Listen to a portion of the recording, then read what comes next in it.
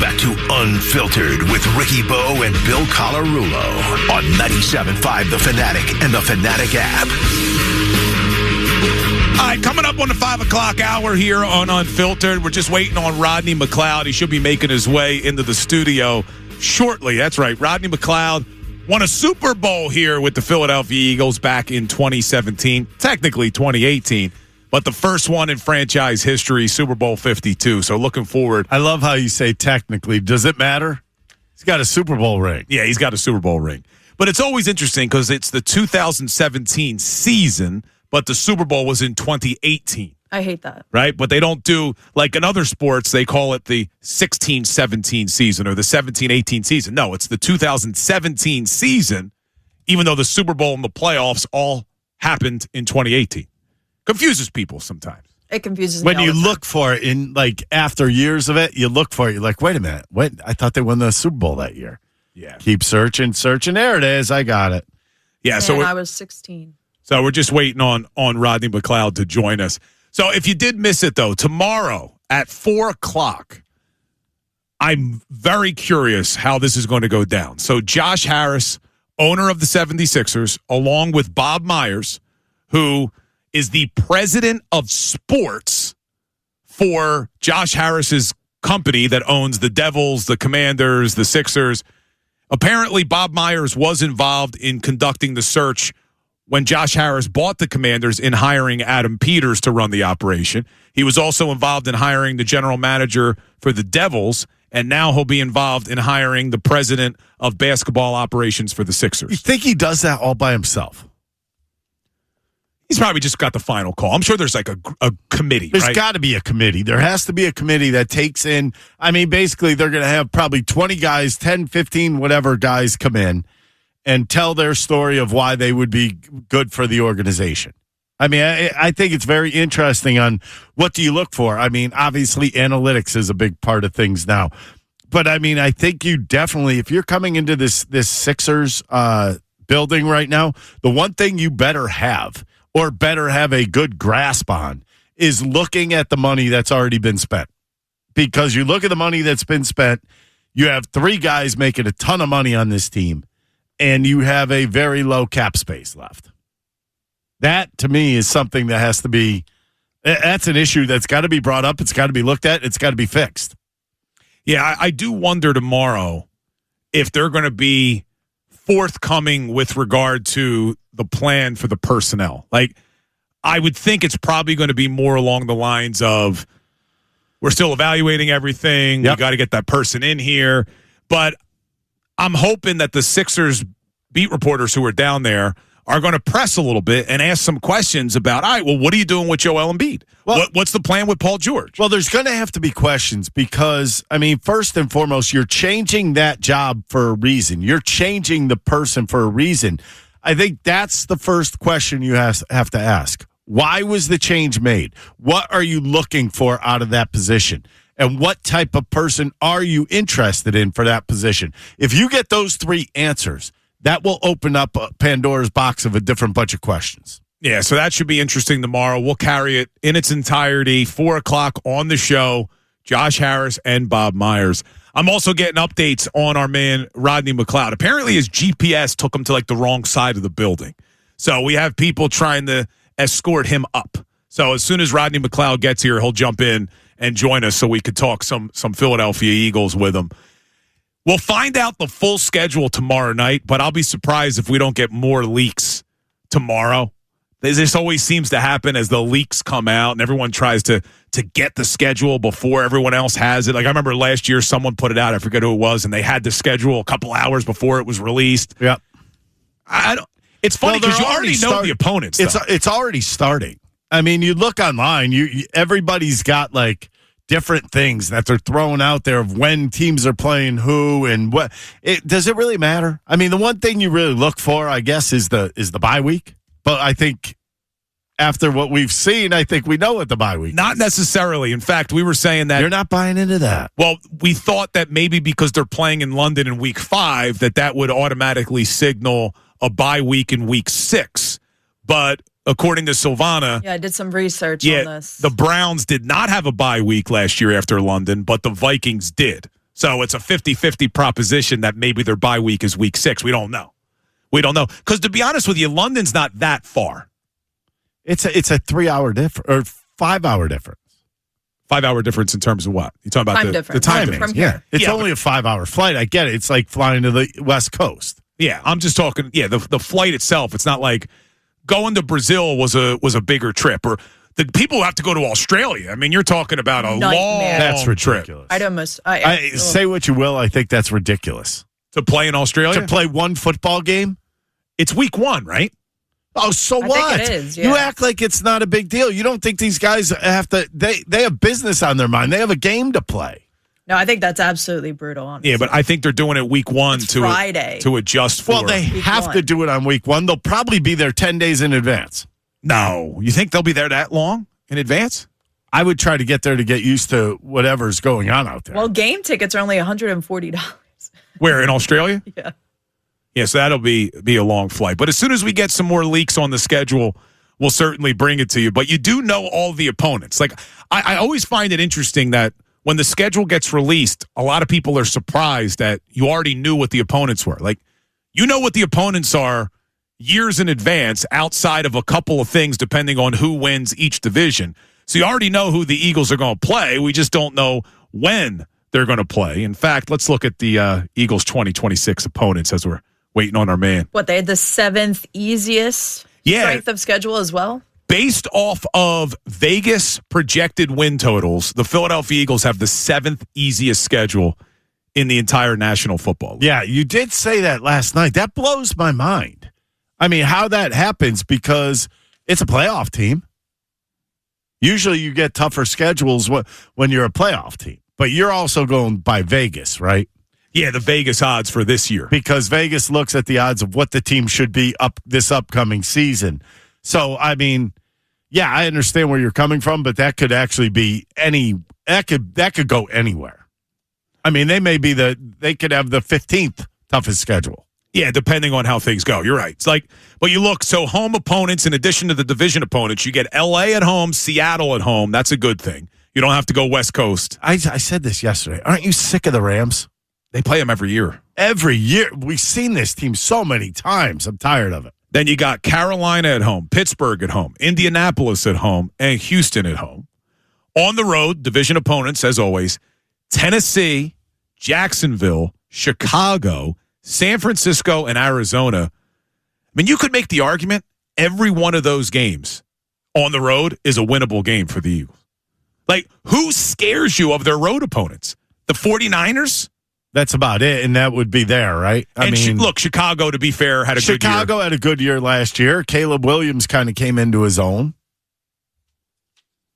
Caleb Williams was incredible in the postseason. So what? I mean, but you're expecting it to be a walkthrough. No, I said outside of San Francisco, and to be fair, Chicago, you got a lot of easier road games, at least on paper. What were the other ones?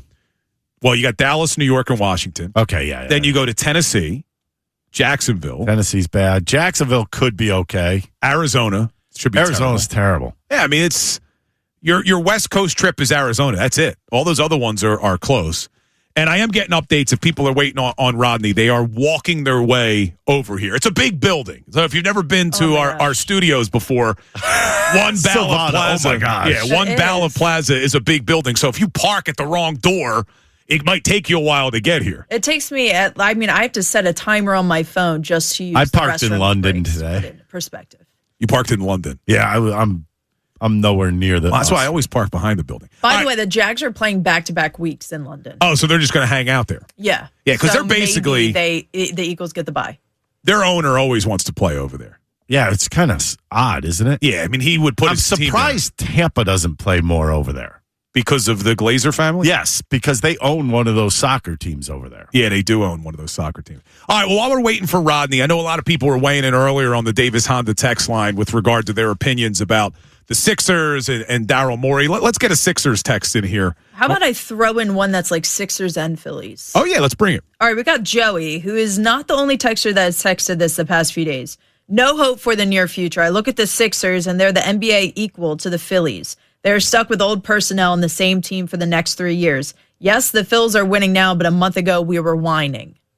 Yeah, listen, I understand the comparison, but I almost think it's disrespectful to the Phillies to compare them to the Sixers. Because at least the Philadelphia Phillies have gotten to a World Series in the last few years. This is true. Right? At least the Philadelphia Phillies, you have a little bit of hope that they can still do something. Where when you look at the Sixers, this team looks like they are in hell for at least another 3 years. I don't look at the Phillies that way. I guess you look at the roster of the Phillies and you think these guys could possibly do something. I don't. Isn't that the only way to look at the Phillies roster? Yeah. Is kind of like, well, they got some seasoned veterans on this team. They're not too old yet.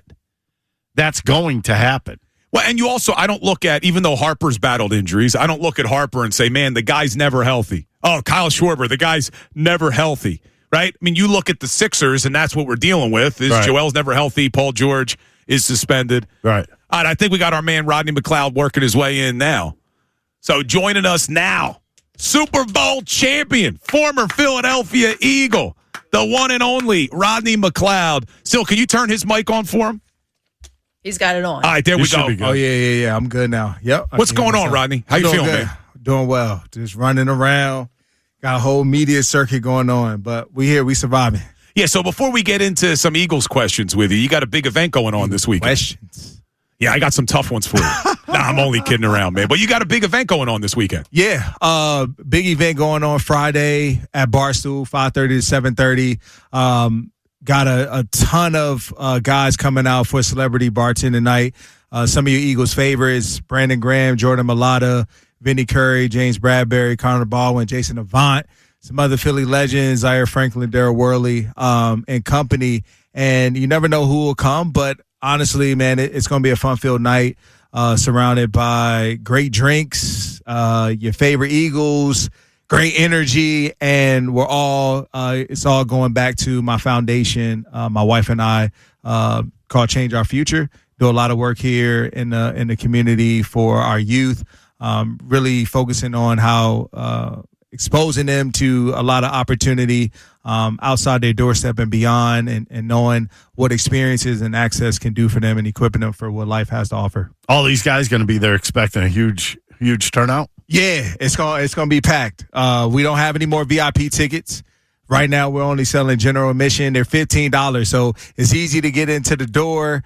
Feel like it's low cost, but again, you have a chance to interact with some of your Eagle favorites.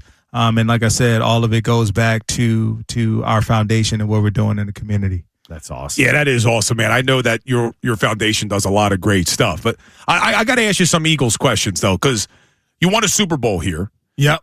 But you were also here for Jalen Hurts' rookie season. Yeah. Right? You were here for his rookie season. Yep. You were here for his first season as a starter. And there's a lot of questions now. We go into this year, how's Jalen Hurts going to adjust to the Sean Mannion style of offense? There's been questions about his leadership. You've had a firsthand look at him in the locker room. And what can you tell us about Jalen Hurts, the leader, the player, and what you saw? Yeah, what I saw was a young man really eager to come into the locker room and earn the respect from his peers. I saw somebody that put their head down every single day and went to work, somebody that was quiet but very observant. And I think it's important with any sort of leader is that, you have to learn to follow before you can lead. And I feel like Jalen has done the time, and that's why, he's a Super Bowl champion, is because he's taken all the necessary steps. We know, his body of work, his career, his journey, it's not been easy. It hasn't been pretty, hasn't been sexy at all. It's been one that symbolizes resilience, perseverance, being able to take a hardship and turn it into triumph. I think when I think of Jalen Hurts, that's him from college onto the pros, and the level of scrutiny that he's under year to year, it hasn't stopped. So I feel like for him, man, like what I saw was, again, everything that I'm seeing today, I saw in 2020, which is why he stands here today, a champion, a leader, and somebody that's going to go down in Eagle history as one of the best quarterbacks to put on a uniform. You said he wanted to be that leader, that type of guy in the locker room. How long does it take in a football locker room to get guys to kind of grasp what you're throwing out there? It depends. It honestly depends on the position, the situation, what's the acts of that player, I feel like determines kind of when that person kind of is suited or ready to take on that role. And like I said, he did, I think, everything that he needed to do. That's equipped him for what exists today. Everybody leads in their own way. You know, you have guys that are going to be outspoken, they're going to be most vocal. You have guys that are led by their actions and hold people to that standard. And then there's a lot of guys behind the scenes that you don't even know are leaders, right? Like that do a lot of the day-to-day work, the locker room, like keeping that intact, those conversations, uncomfortable conversations you got to have sometimes. Like, so leadership comes in all forms. I think Jalen is somebody that keeps the team just very calm. Like that's the energy that he gives, and knowing that, man, the job isn't complete until, you know, it's done. I know we want to see a little more emotion from him, but I think that's how he processes everything in order to go out to perform on Sundays. Now, you not only played with him, you played against Jalen Hurts as a safety. Mm-hmm. So there's been a lot of chatter about, hey, these are some of his weaknesses, right? He doesn't like to throw the ball over the middle. He doesn't like to go under center and run play action and those things. And that's a lot of what Sean Mannion is going to be bringing here as an offensive style. Yes. You think he's going to be able to make that adjustment this coming season in this new offense? I believe so. I would say Jalen, his best throws do come on the outside part of the field. He's worked tremendously hard at that to have that level of accuracy. Some, people would say that's a low percentage throw, but for Jalen, it's very high percentage because one, he's built the trust with his receivers, and two, the placement of the football. You look at a Russell Wilson, the arc on the football, and it generates explosives. It's very similar. Like it's always in the right spot. I believe that because of the style of offense, it will allow him to throw the ball in the middle field more because there'll be more windows of opportunity there because of the style of offense that Sean Mannion runs and that LaFleur, that McVay background. The ball will touch the middle of the field, and I feel like Jalen's a guy, again, like I said in the beginning when we sat down, is one who wants to get better, that puts in the time, the effort, and the work.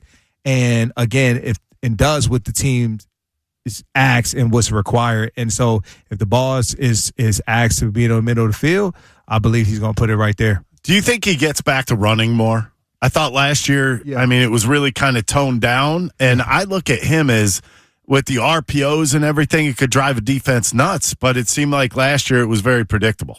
Yeah, I believe that he will get back to running. And I feel like running, but understand that some of it is probably honestly not necessarily led by him. As an organization, you're trying to protect one of your best assets that you have, and it's the quarterback. And so the way to do that, you also have to be smart in when you run. And I think that's where Jalen will kind of take that next step, is understanding when it's appropriate to run, time of year. But then I believe they will kind of let him off the leash a little bit and probably give him some more ability to run the football in some of those, I guess, more appropriate or situations, less harmful situations, red zone, safe, time. So that's what I envision.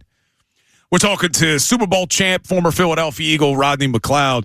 Now, Rodney, Jalen Hurts, Nick Sirianni, two of the most successful quarterback head coaches we've seen, not only in the city, but in the NFL, right? Yep. But yet, they're probably two of the most criticized people. Nick Sirianni, head coach. From the outside looking in, he gets made fun of. He gets called a goof, a doe. He gets all these things nationally, locally.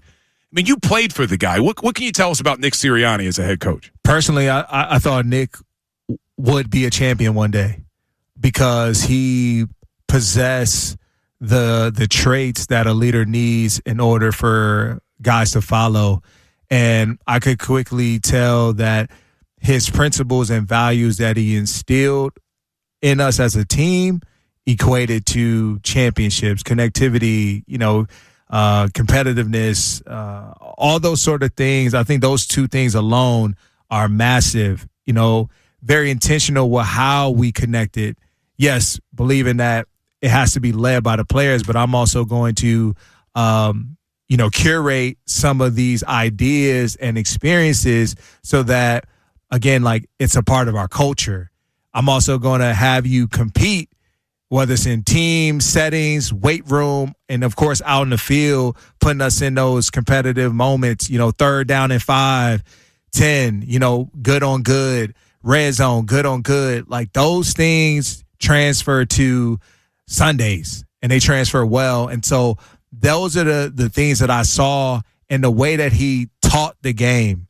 And he taught it from a level of understanding both sides of the football and did it in a collective and team setting where on Sundays we come in and it's a good, bad, and the indifferent. And it's known.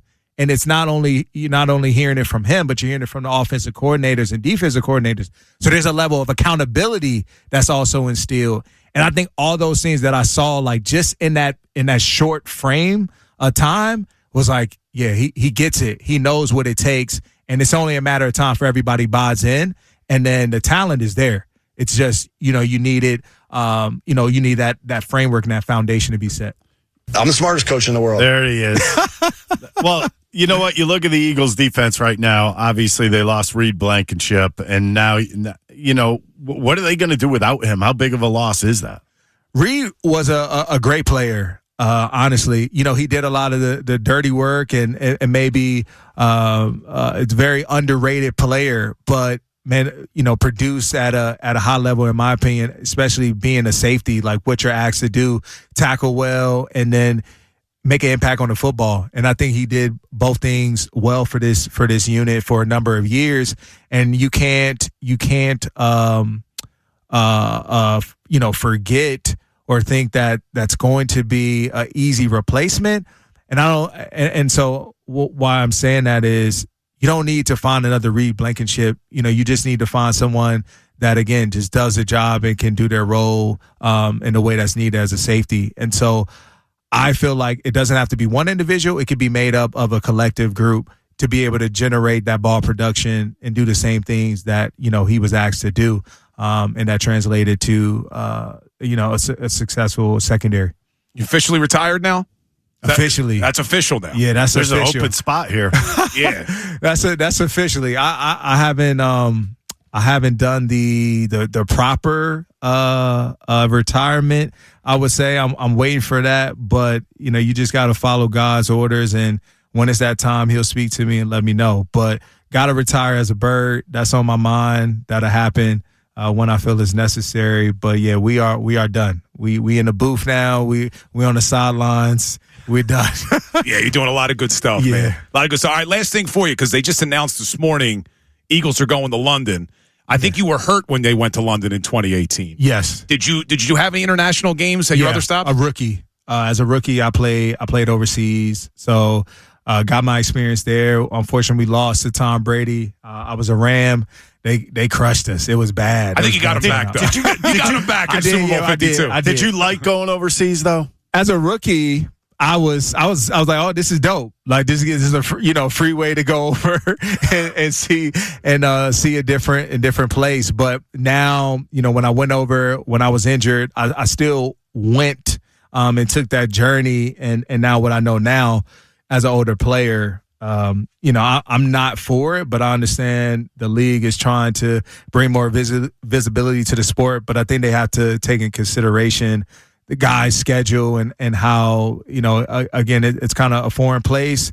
And it's kind of a disruptor, I would say, in everybody's day-to-day routine. I mean, they're playing in Australia. And every travel looks different. Just to get over there is like, it's very damaging to the body and guys' routine. And that's what I'm saying. You disrupt that, and sometimes the quality of football now goes down, and also the surfaces that guys are playing on. I don't know if we're doing necessarily the proper work to ensure the safety of players and also that it's in the best condition possible to, generate high-level performance. And that's what everybody wants to see. So, they might have to slow it down a little bit. I don't know if that's realistic, but if it was in a perfect world, I would say stick to maybe just London and really elevate that experience, maximize it, really figure out, how do we again, have high-quality football games in every aspect, from facility that the guys are using to the field and beyond. You get MetLife Stadium fixed, too. One more time for Friday night. Yeah, Friday night, Barstool, 5:30 to 7:30. Meet us there. Tickets are available. VIP sold out, unfortunately, but general admission is still available. $15. Get them at changeourfuture.org. Change Our Future Fun on Instagram or my page, Rod McLeod 4. He said a bunch of Eagle guys, alumni. yeah. BG, Jordan Mailata, James Bradbury, Vinnie Curry, Connor Baldwin, Jason Avant, Zaire Franklin, Daryl Worley, and some other guests that might make a sneaky appearance in there, too. And got an amazing raffle set up. A lot of Eagles apparel. Nice. Awesome. Rodney, we appreciate everything you did for the city and continue to do, my man. We'll talk to you soon. Appreciate you guys. All right, there he is. Rodney McLeod, Super Bowl champion, former Philadelphia Eagle. Always fun talking to Rodney. All right, coming up next, here's what we got. We hear you. Best voice messages of the day. We got another What Movie Wednesday coming for you as well, so keep it here. Unfiltered continues. 97.5 The Fanatic, NBC Sports, Philadelphia. Unfiltered. Ricky Bo, Bill Colarulo. Philadelphia Sports Talk.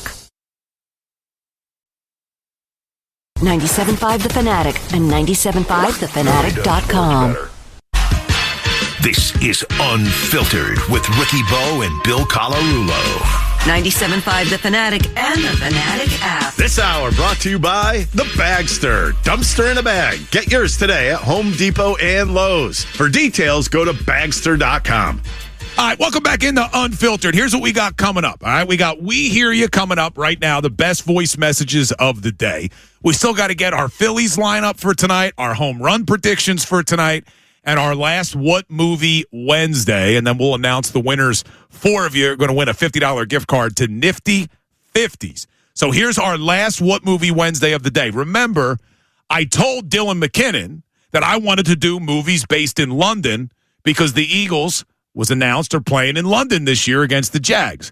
Well, apparently, all the movies he picked are not based in London. They're just British movies. So I have no idea what the movies are or what this one is going to be. But here's how we play. We'll play a clip of a movie. If you know it, text it to the Davis Honda text line, 610-632-0975. Here we go. Mr. Knuckles? Yes? I just wondered if I could have a quick word about the food. Send a medic to the canteen? You want to complain? Oh, no, I wouldn't say complain. Oh, that's a shame, because I just love it when people complain. Really? Oh, yeah. Oh. Well, in that case, it's very gritty. Oh. And lumpy. And as for the bread, need I say more? I think we need to completely overhaul the menu. Now, I know we're working to a tight budget, but we could at least add some sauce. Oh, sorry about that. I'll just, No, that's just rubbing it in. No idea. Absolutely clueless, these movies good luck. that Dylan picked. But if you know Dylan's it, text an it. idiot. Why did we let him do this? I don't know. Dylan came to me. That he said he wanted to help. So text the name of the movie if you know it. Coming up, I will give you the answer. But He's right now, best voice messages of the day. We Hear You, always brought to you by Rycor Heating and Cooling, delivering high-efficiency heating and cooling solutions across the greater Philadelphia area, New Jersey, and the Delaware Valley. Visit RycorHVAC.com or call 1-855-MY-RYCOR to schedule a free consultation. Rycor, we know how. Hit it, Sil. Now. I want to know. Yes. Okay, I'm going to tell you. Are you listening to me? We can hear you. I have something to say. Please just keep it simple and brief. Thank you. Listen to me carefully. And that's all I have to say about that. We hear you.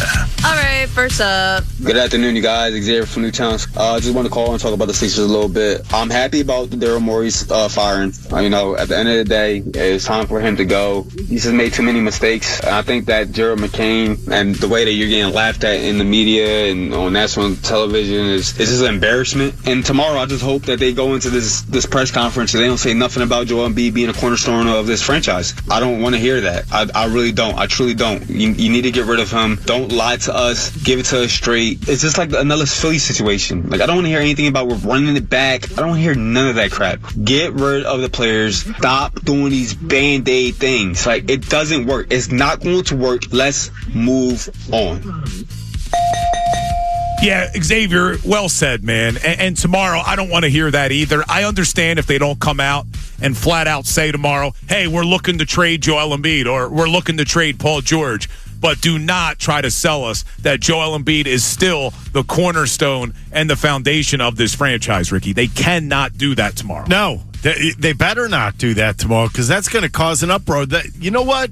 If they did come out and do that, you know what the next sentence is going to be?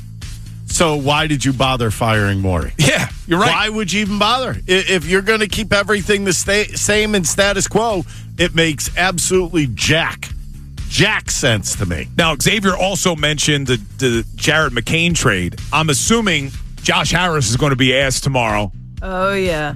Why did Daryl Morey trade Jared McCain? Did that have to do with the luxury tax? He's going to have to answer it. It's going to be an interesting presser tomorrow. We'll carry it 4 o'clock tomorrow, so make sure you're here. Let's keep them rolling. Brendan from Manayunk here, industrial window cleaner. I mean, just again, Bill Colarulo just running with fake information again. As much as the hefty lefty has been so dominant, extremely dominant, the words of him being the closer has never left my mouth. Maybe I've thought about it, but what I've said to Ricky Patalco many times, he is the bridge to Duran, and we're going to get it done. We got the best bullpen in the league. Maybe Hefty can come in some high situations if there's left-handers in the ninth. Maybe we'll see. But I never said that he should be the closer. All right? Go Phils.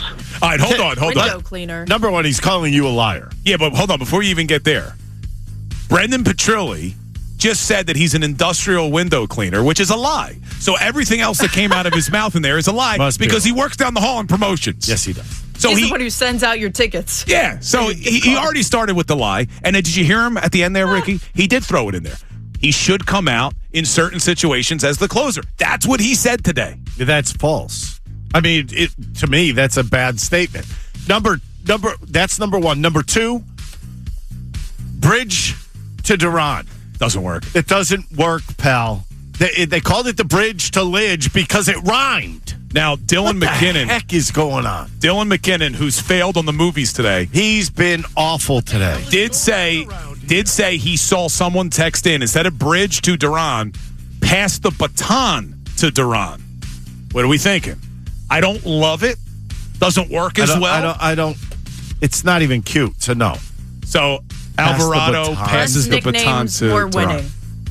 What's that? That's my opinion. Less nicknames, more winning. There you go, Talk Sil. about nicknames when they win something. But yes, Brendan Petrilli, don't let him lie to you. Once the hefty lefty is the closer.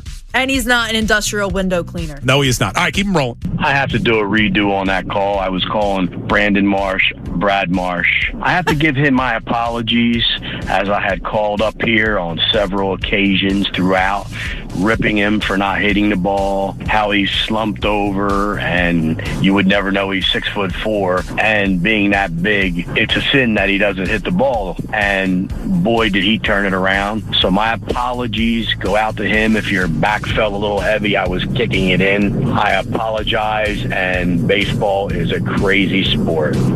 Yeah, I give that guy credit for admitting he was wrong, but let's be honest, 99.9% of the city probably owes Brandon Marsh an apology. Because last season, the way he started, everyone was saying DFA him. There was a lot of that talk. Oh, well, that was also on Rob Thompson, because Rob Thompson wouldn't play him against lefties either. Yeah, he wouldn't. Well, he wouldn't play him against anybody at that given time. He was 0 for April. Well, it's not like Don Mattingly's necessarily given him. I think he's actually been either the best hitter since the end of April last year till now.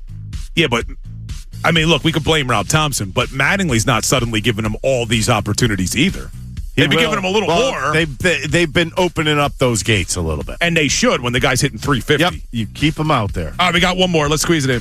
Bill and Ricky Bo, I would grade Daryl Morey an F. I'd give him 2 Fs if you could possibly do that. Anything more than a 2-year, $75 million contract extension was just like ridiculous. If you wanted him a couple more years, that's what I would have offered him. And if he didn't take it, I'd say, well, see you later. When your contract's up, we'll be rid of you. Bye. Because now you're going to definitely have to trade Maxey and maybe a first-round pick to get rid of Embiid and or Paul George. That's just the facts. They're almost untradeable contracts, and you're probably going to get slop back in return, even if you did trade Maxey and a first with those players.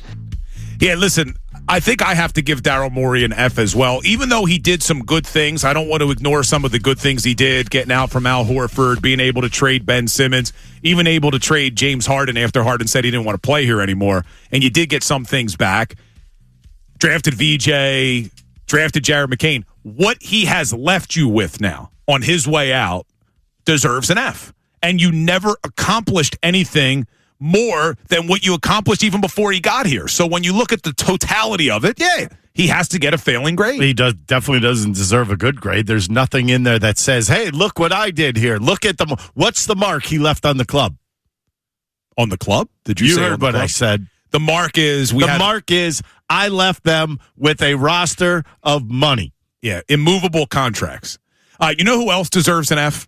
You. Dylan McKinnon for the movies he's picked today. Was awful. For What Movie Wednesday. So the clip we played right before we hear you, apparently, and I say apparently because I've never seen the movie, was Paddington 2. So not even the original Paddington. He goes with the sequel, Paddington 2, Dylan. What the heck is wrong with him? I don't know, but I got a text from my father. And it Paddington the bear? Yes. My dad said, never let Dylan pick the movies for What Movie Wednesday again. No, tell your dad, no, it's done. He's done. Dylan, you blew it. Let me pick it next time. You blew it, kid. All right, coming up next. Yes, Silvana would have been better picking these than him. Anytime I offer a movie, he says no. Well, remember How to Lose a Guy in 10 Days? You and I were right today. We gave 3 of them. Silvana's seen like 8 movies in her life. Exactly. Like, how is she going to pick them? It would be so Mean Girls. She agreed with 2 of the things I said today, and you just completely blew it off. All right, what the 2 of you don't realize, by the way, you did nothing. Is the hardest part is finding the clips. All right, just throwing out a movie. Oh, you should use this movie. All right, you got to find the clip. Dylan did 0 today. Damn it, Dylan. All right, so coming up next, we'll announce our 4 What Movie Wednesday winners on a terrible What Movie Wednesday. We also got a Phillies lineup. We got our home run predictions, and we'll get the final Twitter poll results. Are people feeling optimistic now that Morey's been fired? Hasn't looked good all day. Unfiltered continues. 97.5 The Fanatic, NBC Sports, Philadelphia. Unfiltered. Ricky Bo, Bill Colarulo. Philadelphia Sports Talk. 97.5 The Fanatic and 97.5thefanatic.com. Unfiltered. Ricky Bo, Bill Colarulo. 97.5 The Fanatic and the Fanatic app. All right, coming down the home stretch here on Unfiltered.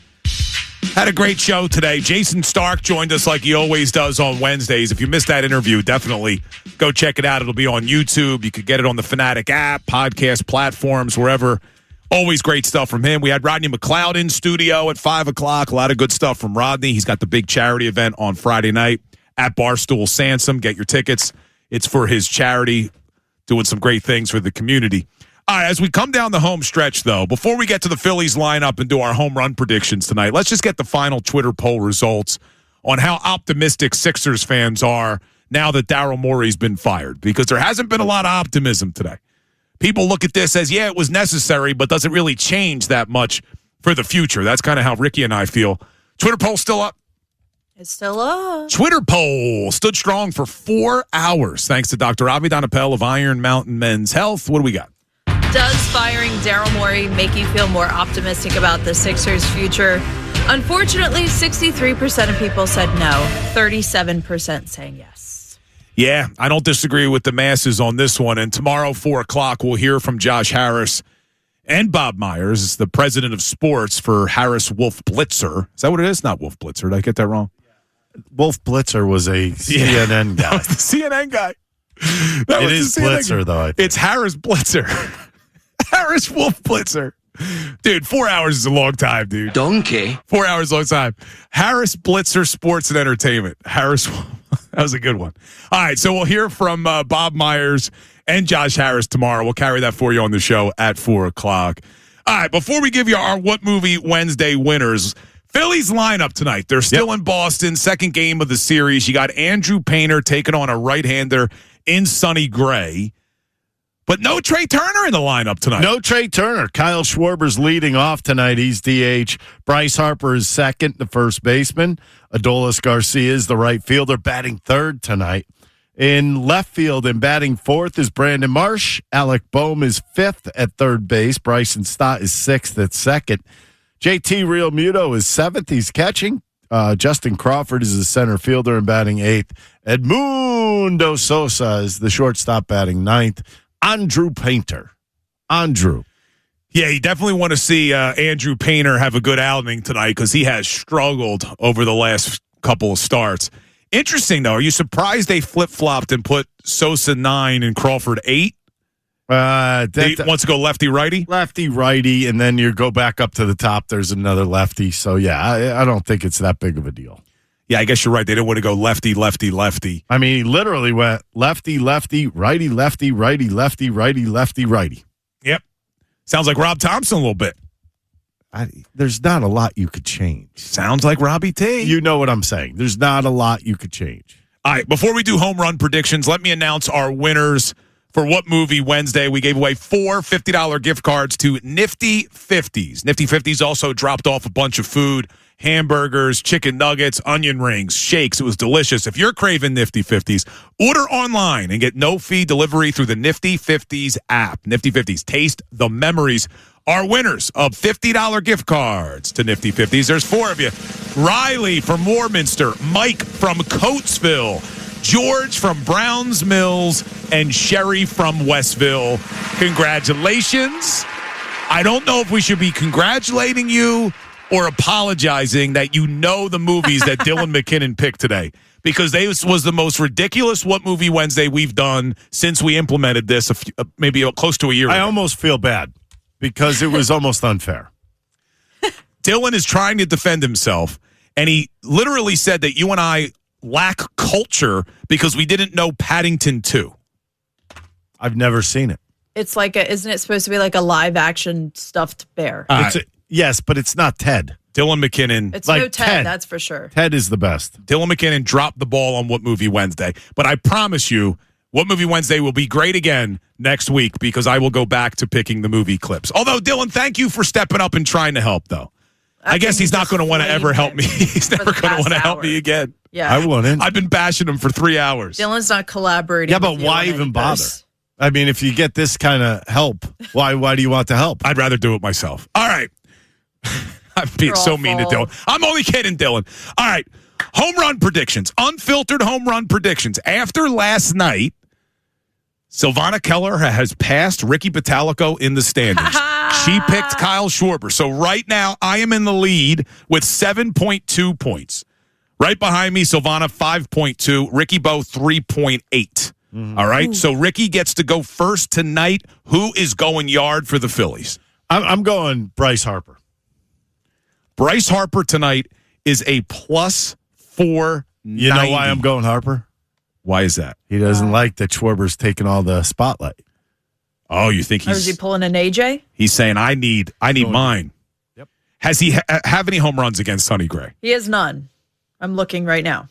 You need a first. I don't think any of these guys have much home runs against him. Not much success. All right, Silvana, you are up next. I'm going to go with my easy one to keep it going. I got to go Kyle Schwarber. That is pathetic. Riding the hot hand. Listen, if you want to talk about a new rule. What? No. Listen, she only gets limited points because it's only plus 235 odds. So we basically bet $1 every time. So if she gets has one home run. It only would be 2.35 points. Ricky Bo plus 490. All right, I'm going back to back. I picked him last night and he let me down. He does have one. But he's got one against Sonny Gray, and that is Adolis the Swolus Garcia. I'm taking Adolis tonight. He has a home run against Sonny Gray in his career, and he's a plus 520 tonight. All right, so Ricky's taking Harper plus 490. Sill's got Schwarber plus 235, looking to make it 6 games in a row, a new franchise record. I think he does it. And I'm taking Adolis at a plus 520. All right, here's what you got coming up. TV side. Phillies pregame live, getting you ready for Andrew Painter versus Sonny Gray at Fenway.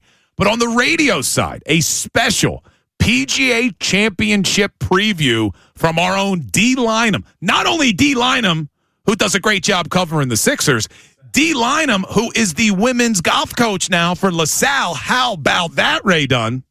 How about that? All right, so keep it here on the radio side for the PGA Championship preview, on the TV side for Philly pregame live. We will be back at it tomorrow. Remember, Josh Harris, Bob Myers, live on Unfiltered, 4 o'clock tomorrow. Do not miss it. Have a great night, everybody.